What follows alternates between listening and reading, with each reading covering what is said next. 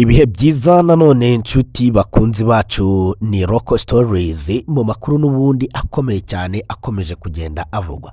Tuzana za nkuru zaciye ibintu, za nkuru zikomeje kugenda mu by'ukuri zivugisha benshi, ariko kandi nanone inkuru zigize icyo zivuga zishobora no kuba zanatanga umusaruro cyane cyane muri rubanda nyamwinshi, by'umwihariko muri aka karere k'ibihugu by'ibiyaga bigari.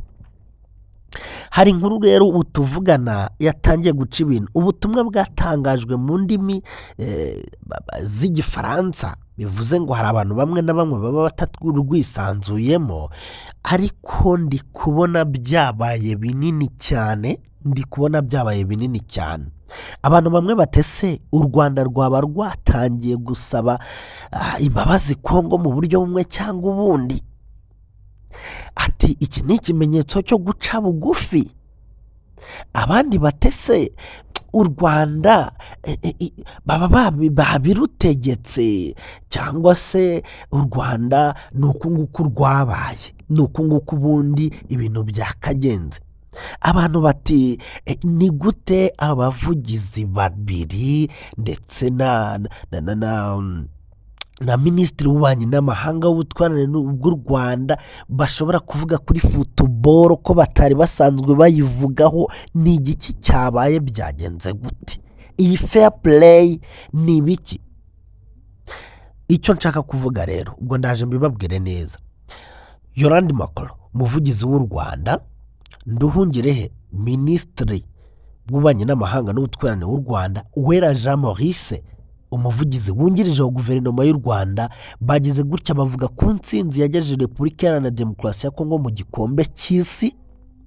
Byavugishije abantu benshi ku rwego rwo hejuru, bamwe barabishima abandi barabinenga, ariko uri kwibaza ngo ese ubutumwa batanze ahangaha kuri iyi ntsinzi ni butumwa ki? Ni ubutumwa bumeze gute? Bishatse kuvuga iki? Birasobanura iki muri politiki? Birasobanura iki ku mwuka mubi wari umaze iminsi uri hagati y'u Rwanda na Repubulika Iharanira Demokarasi ya Kongo?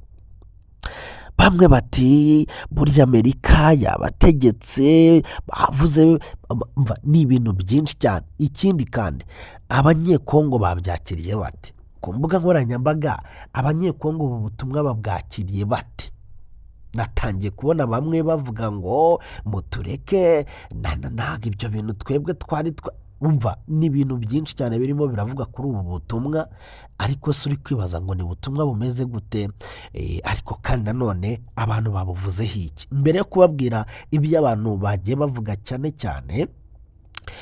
ku ruhande rw'abanyarwanda no ku ruhande rw'abanyekongo, reka mbanze mbabwire ngo ni ubutumwa ki, bumeze gute, byagenze gute. N'umuvugizi wa guverinoma y'u Rwanda Yolande Makolo, minisitiri w'ububanyi n'amahanga n'ubutwererane bw'u Rwanda Olivier Nduhungirehe, ndetse n'umuvugizi wa guverinoma wungirije witwa Uwera Jean Maurice, utari watangira kuvuga ibintu byinshi cyane kuri politike na diplomasi byo mu karere, usibye ko ejo bundi yavuze hinjiye aba FDLR. Aba rero bombi uko ari batatu mu buryo butunguranye bavuze ku ntsinzi yagejeje Repubulika Iharanira Demokarasi ya Kongo mu gikombe cy'isi cya 2026. Uri kwibaza ngo bashimaga, bandengaga, bavugaga se ko Kongo yibye, bavugaga ko se bimeze gute? Ni mu ijoro ryo kuwa kabiri ubundi tariki ya 31 Werurwe 2026 nibwo Repubulika Iharanira Demokarasi ya Kongo yakinnye na Jamaica mu mukino wa nyuma wa kamarampaka wagombaga gutanga itike y'igikombe cy'isi. Igitego cy'uwitwa Alexi Tuanzebe cyabonetse ku minota 30 w'inyongera, nicyo cyafashije Repubulika Iharanira Demokarasi ya Kongo kubona itike y'igikombe cy'isi nyuma y'imyaka igera muri 52 itagikandagiramo. Ubwo u Rwanda rwo uramutse wibajije ngo rwagikandagiyemo ryari, ushobora no kubara bikagucanga cyane, ntabwo wapfa kubibona kugeza igihe utabiboneye. Urumva Kongo yo rwose gukina igikombe cy'isi ngo ni ibintu byabo. Umuvugizi wa guverinoma y'u Rwanda Yolande Makolo rero yifashishije urubuga nkoranyambaga rwe ntabwo ari rya tangazo nanone ryo ku rwego rwo hejuru riri ofisiyeri, ariko nanone imbuga nkoranyambaga ze ni nini cyane zirakurikirwa, ashyiraho ubutumwa bufite icyo buvuze.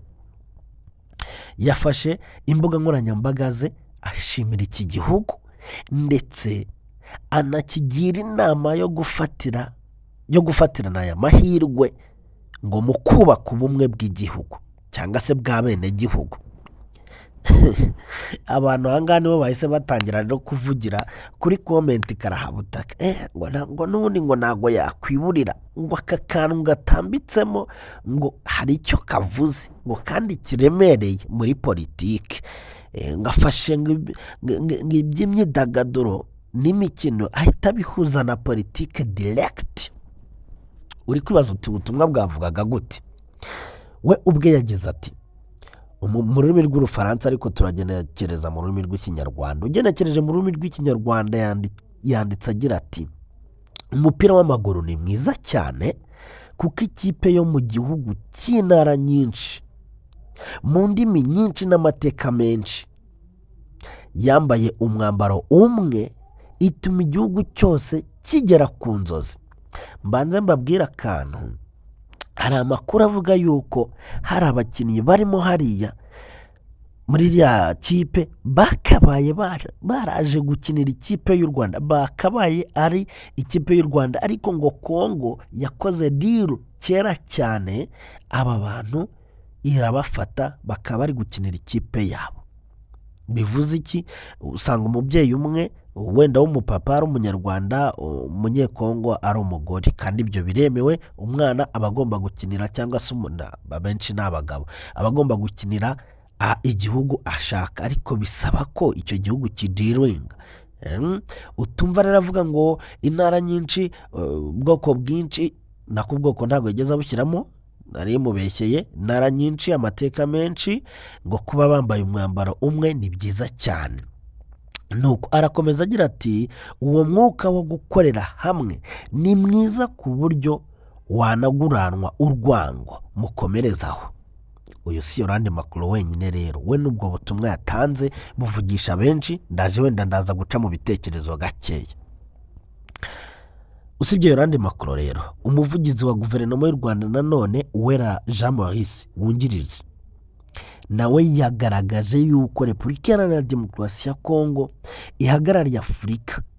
Ati yagiyemo ku bwa Afurika, komerezaho, genda uheshe ishema uyu mugabane ku ruhando mpuzamahanga. Nawe ubutumwa bwe bwasamiwe hejuru ku mbuga nkoranyambaga.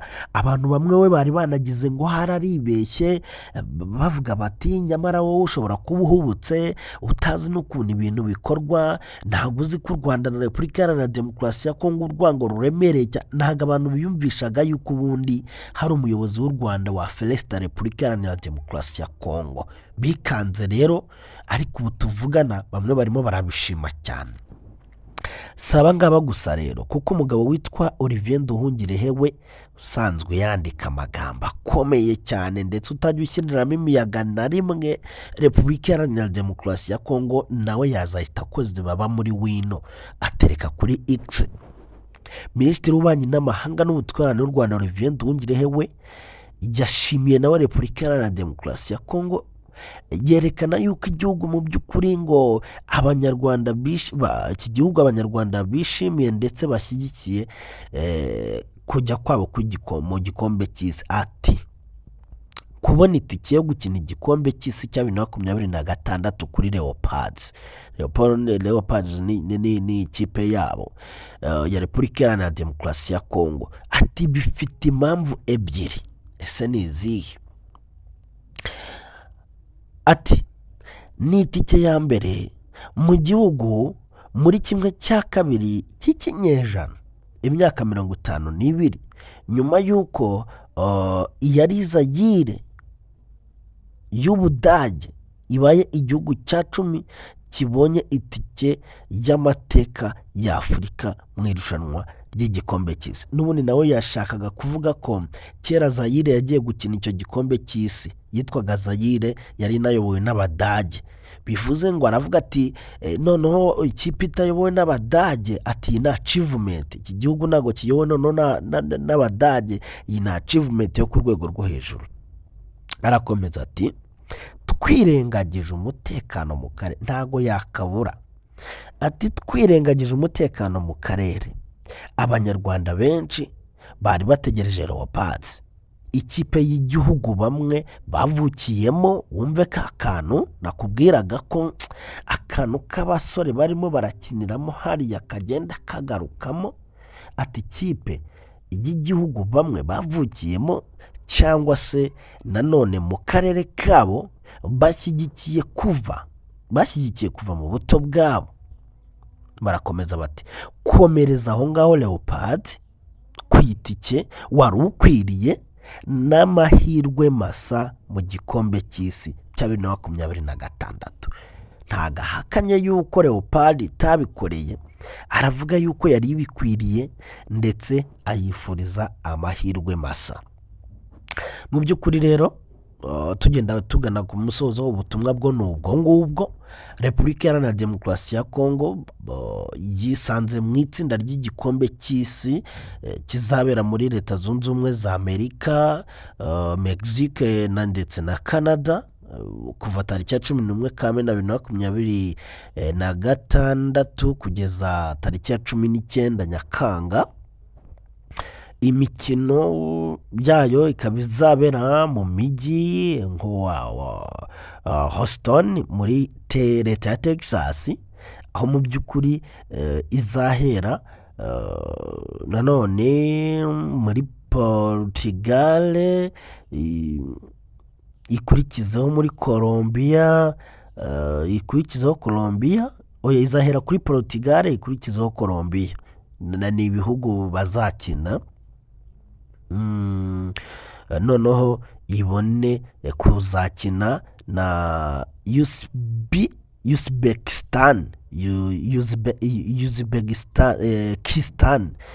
Urumva ni bya bihugu by'Abarabu. Bana bamwe bakavuga bati ahangaha Kongo igomba no kuzahacana umucyo, batira itsinda rwose Kongo ishobora no kuzarivamo igakomeza mu bindi byiciro. Byavugishije benshi rero, bamwe mu banyekongo b'ikinyabupfura gikeya ngo mutureke, ntago dushaka ko muvuga ku bintu byacu. Abandi bati ariko ubundi mwebwe ninde wigeze uvuga ku butumwa ku gikombe cyanyu? Abandi bati iyi ni manipulation. Ati Felix Tshisekedi ndetse na Ndayishimiye nimuze kubona ibi ngibi mugire ngo u Rwanda rwisubiyeho. Umva ni ibintu byinshi cyane. Ndi kubona bamwe batangiye gufata Olivier Nduhungirehe bakamugira ukundi kuntu ngo ni manipulation mediatique, ngo ni umuntu uzi kumanipulatinga cyane akoresheje ibitangazamakuru cyangwa se imbuga nkoranyambaga. Ni ibintu byinshi cyane uri kubona. Gusa hari abantu bamwe nanone b'Abanyarwanda nabo mbona cyangwa se bandika mu rurimi rw'Ikinyarwanda batangiye kuvuga ngo ese ubundi ibi ngo si ukwihohora, ngo Kongo ko nta kizi twifuriza, ngo kubera iki twebwe twakwishimira ibyiza byabo ngo bagezeho.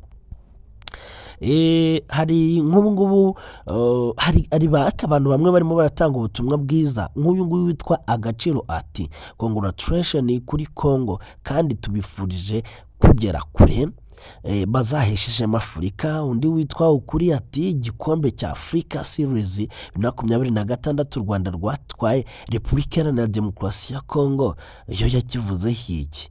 Igikombe cya FIFA Series ngo leta ya Kongo yo yagivuzeho iki? Bivuze ngo harimo Abanyarwanda nabo batabyishimiye ko u Rwanda rwavuze kuri iki gikombe cy'isi cya Kongo kukinjiramo. Undi ati dore inkuru y'umwaka, mbega byiza we, abanyapolitike bacu ndabishimiye cyane. Harya ibi buriya ntitwabyita fair play? Ahangaha harimo ubwenge bwinshi cyane, ubunyamwuga, ubumuntu ndetse n'ubuvandimwe. Undi ati erega uretse politiki yo gutsindwa, ubundi ibyo dupfana biruta ibyo dupfa. undi anakomeza ati icyama Repubulika Iharanira Demokarasi ya Kongo ikarenga ibitekerezo bibi maze ikakira neza ubu butumwa bw'abanyakubahwa. Ariko ikigaragara Kongo nta kintu yari yavuga kuri ubu butumwa bwanditswe n'abo bayobozi b'u Rwanda. Ni haramuka hagize ubundi buza kwandikaho turaza kubabwira. Undi ati ubu se koko yaba avuze ngo uwo mwuka wo gukorera hamwe ni mwiza ku buryo wanaguranwa urwango? Oya, murambeshye, njyewe ndumva avuze ati iyo njyana y'ubumwe ifite agaciro gakomeye ku buryo itahindurwamo urwango. Ngayo nguko. Ubwo ngira ngo murumva uburyo ki ibintu hano bifite uburemere, ariko umuntu akibaza batese hari ikintu biri butange ku mwuka mubi uri hagati y'u Rwanda na Repubulika Iharanira Demokarasi ya Kongo. Turakomeza kujya tubihanga amaso, gumana natwe. Ni Local Stories.